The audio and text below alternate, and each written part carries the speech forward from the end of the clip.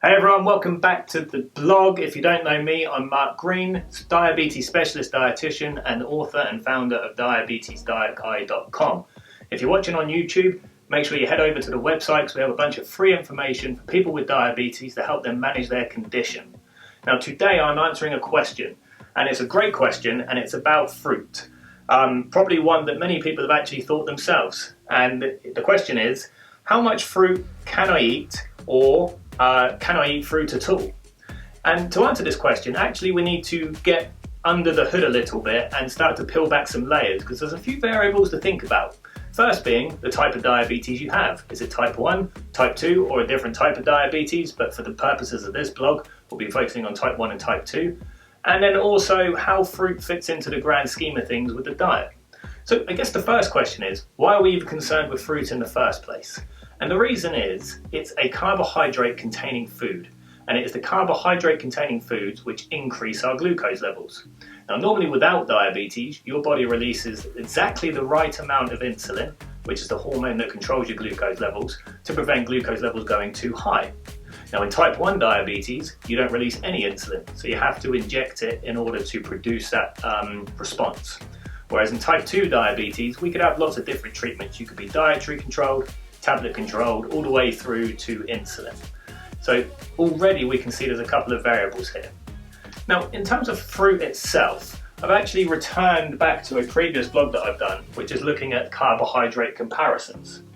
And basically what I've done is I have listed carbohydrate containing foods and shown you the carbohydrate content per 100 grams. First being starchy carbs, most starchy carbohydrates, and you can see they're coming out around 70 to 80 grams per 100 grams, so 70 to 80% carbohydrate. Processed sugary carbohydrates tend to be around 60 to 90 grams per 100 grams, so that's things like your sweets, cakes, biscuits, stuff like that. Then we move into the fruit world. So dried fruit, we can actually see in terms of the hierarchy, actually is the most carbohydrate heavy. 40 grams per 100 grams, and that's because it's concentrated sugar. It's natural sugar, but because they've dehydrated it, it's now concentrated. Then bananas, which is probably one that actually comes up quite frequently when people are talking about whether or not they can eat fruit in the context of diabetes. We can see bananas, 22.5 grams per 100 grams, okay? With an average banana probably being around 30 grams of carbohydrate, because a banana weighs a little bit more than 100 grams. Grapes, actually only 15 grams per 100 grams. Now grapes get a bad reputation because people don't tend to stop at a handful, they tend to eat the whole punnet. And if you're anything like me, you know that's the case. But actually in terms of the total carbohydrate content, not a tremendous amount. And then most other fruits actually sit below 15 grams per 100 grams, okay? So essentially, the less carbohydrates they have per 100 grams, it means you have more potential to eat more of them before you get the same glucose response as something with more carbohydrates, okay? So more margin of error, less margin of error, okay? So really, when people start talking about fruits by themselves, without referencing any starchy foods or sugary foods, then you already should have some warning bells ringing that this person might not quite comprehend the dietary implications for diabetes in itself. Because if you're talking about not eating bananas, but you don't mention rice, which has a lot more carbohydrates in it, then actually you're not putting it into context. So hopefully you can see how these foods fit together and actually the hierarchy of where they sit. Now the next thing to do is think about the type of diabetes that you have. Now if it's type 1 diabetes, the name of the game is injecting the right amount of rapid-acting insulin for the carbohydrate you're eating. Now the key thing is, as a rule of thumb, we say you do not need to inject rapid-acting insulin if your intake is below 20 grams of carbohydrate in one sitting. So, for example, if you had 100 grams of any of these fruits below 15 grams per 100 grams, you're probably not going to need to take any rapid-acting insulin. And that's because there's not enough carbohydrate there to increase the glucose level significantly. Whereas the average banana, which comes in at about 30 grams per 100 grams, yeah, you might have to take a unit or two, maybe a little bit more depending on your ratios to cover the banana. But if you're happy to take the injection, then just inject the rapid insulin and it will cover it. But if you prefer not to and not have to add in extra injections between meals, then perhaps going for a lower carb fruit or even a carb-free option like nuts or salad or vegetables might be a better option.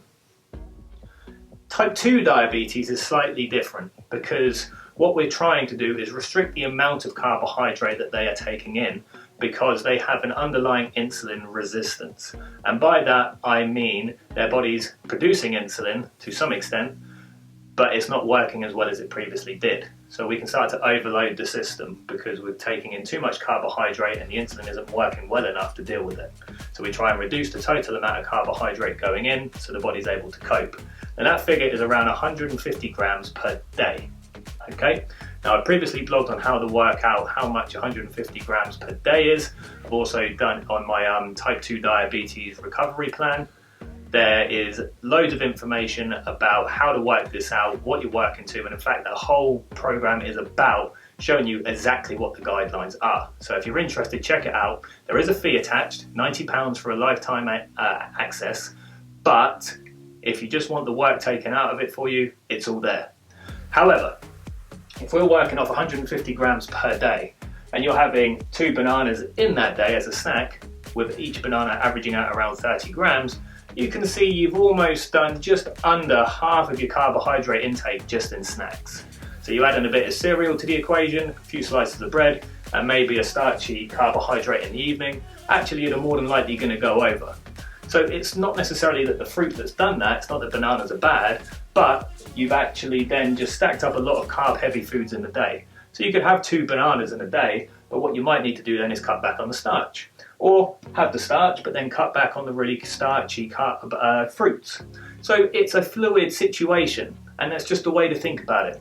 So to answer the question, one, it depends on the type of carbohydrate, type of diabetes. But no, you do not need to be cutting out fruit. If you want really easy to follow rules, with type 1 diabetes, as I say, if it's over 20 grams, you might need to think about injecting insulin.